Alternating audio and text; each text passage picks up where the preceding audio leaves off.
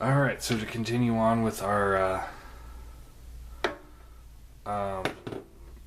reviews of the Fans Project versus the Fall Cybertron Bruticus sets, we are going to go for the actual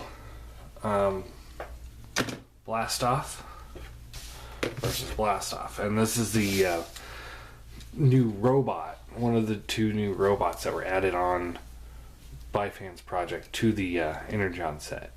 So this is a whole new figure, in case you didn't know, that wasn't included in the original set that they made to do this upgrade kit. And this is the Fall Cybertron Blastoff. So technically, if I was going completely off of G1 accuracy, neither one of these would work, because this is not a space shuttle, and Vortex was a space shuttle, or Blastoff was a space shuttle. Instead, they made him an unmanned drone, and I think this looks amazing, and it would fit better in the whole military-esque robots. So he does get the point, despite it not being a space shuttle. It's good enough for me, and I think it's a great update for a character that really didn't fit well with the Combaticons to begin with.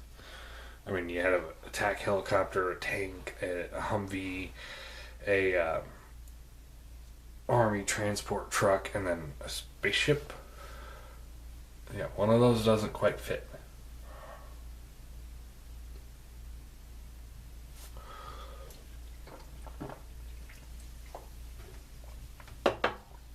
Anyway, so yeah, this guy looks great. This guy looks like shit. I hate this mode.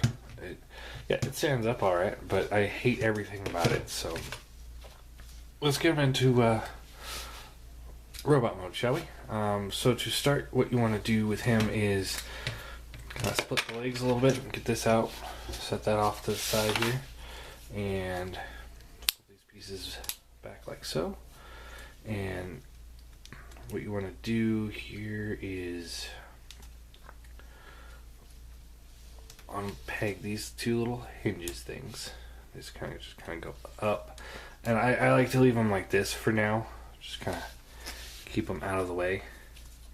And then you take this piece here. This will rotate up like so. And there's little plastic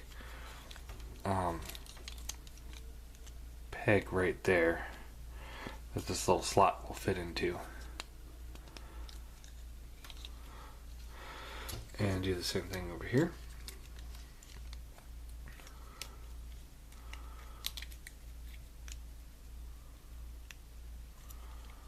Like so. And then these pieces will just kind of sit like that. And then what you want to do here is you take this piece, the nose cone, and you break that off, and it rotates down. You unplug these, and as you're pulling them down, you want to rotate them forward so they become kind of like shoulder armor. So again, just kind of like this, rotates as it goes down, like so.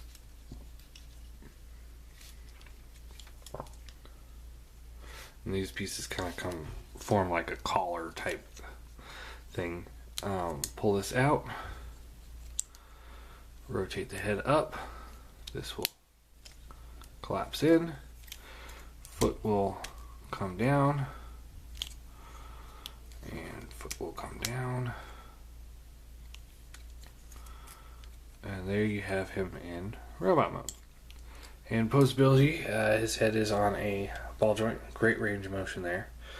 Shoulders are on ball joints, so good range of motion there. They're also on a hinge due to transformation, so you can get even more of a range of motion there. Elbows are on hinges and on ball joints, so good range of motion there. Actually, that hinge doesn't seem to want to move. Oh, there it goes. So yeah, great range of motion there. Waist swivels, ball joint at hips, swivels at the thigh, bends at the knee, foot is on a ball joint pivot, so great range of motion there. All in all, he has great range of motion. And then the instructions say leave it like this, so it's kind of like an axe. I like to fold this out and just go full on, I've got a sword and I'm going to chop you in half look.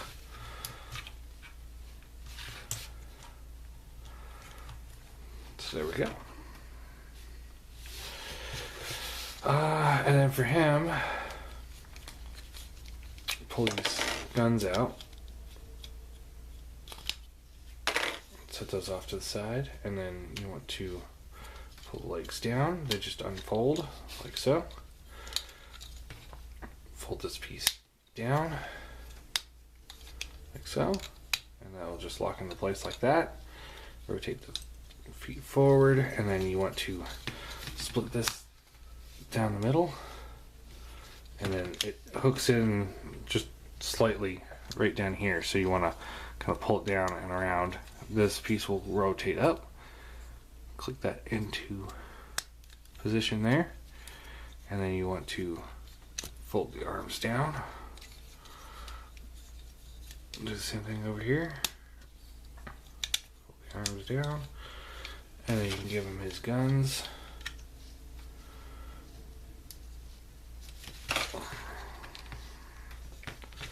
Alright, and then for posability, his head is on a ball joint, so it gets more of a side to side. It does rotate up and down a little bit, but not much. Shoulders are all over the place. It's on a ball joint on a weird angle, and it doesn't stay together very well. It's got a swivel up at the top. Ball jointed elbow, but again, you know, if you try to move anything on the arms, you're gonna pop those ball joints out. And the worst part is that they're really loose, so they don't hold a whole lot of poses. So it's really unfortunate.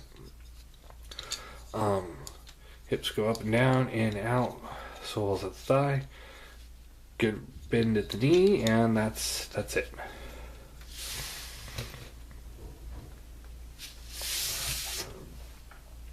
So for transformation, he's got parts where they're wanting to fall off, and if they don't fall off, I'm surprised. And the transformation, they didn't fall off, so I was actually really surprised. But aside from that, he is way too simple. He's not even remotely satisfying. He's just at that perfect level of complicated but not overly complicated. His transformation really, you know, I mean, yeah, he ends up with a little kibble here and there, but really takes it from just a, you know, regular looking toy to, oh my god, this guy's actually really cool. He feels really light and frail, but he doesn't, like, when you're holding the toy itself, it's like, man, that thing's light. When you actually transform it, you realize, oh, he's actually really durable.